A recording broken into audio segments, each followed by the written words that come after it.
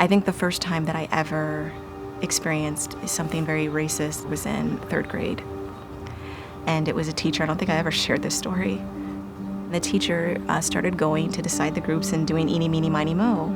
Well, this is a version of eeny, meeny, miny, moe that I certainly had never heard of in my life.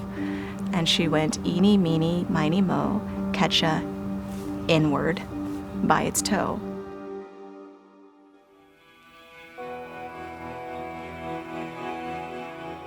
My name is Aesha.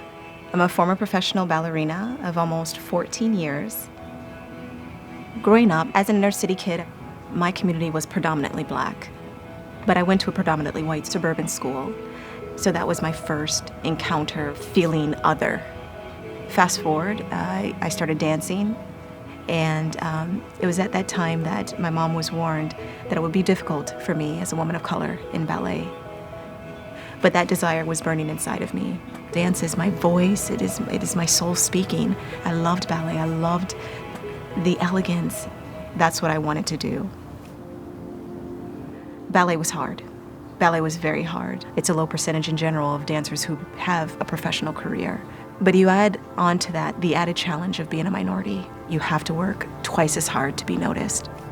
And so I got accepted into the New York City Ballet, where I was the only Black female. I remember one time reading, "It is just so distracting seeing a line of girls and seeing one Black body."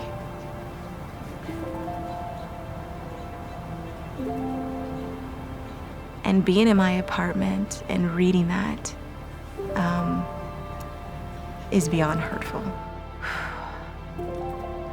I felt like I can't do this anymore. What was it all for? All the blood, the sweat, the tears, the sacrifice of not only myself, but that my family had to make. What was it for? The reason why I had pursued the career in the first place and pushed so hard was for what that would have stood for.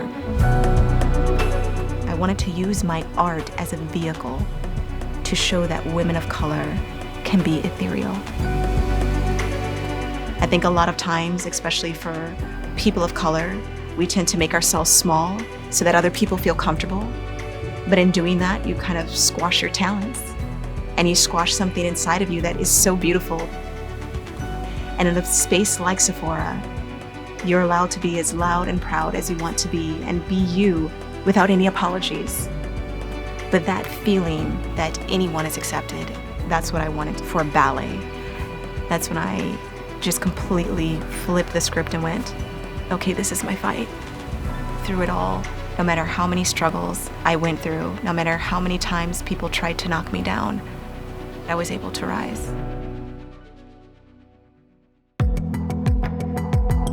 In my career, I've been on television, I've won awards, I've been on the cover of magazines. Even with all of those great accomplishments, my greatest accomplishment besides my family and my children would be the Swan Dreams Project.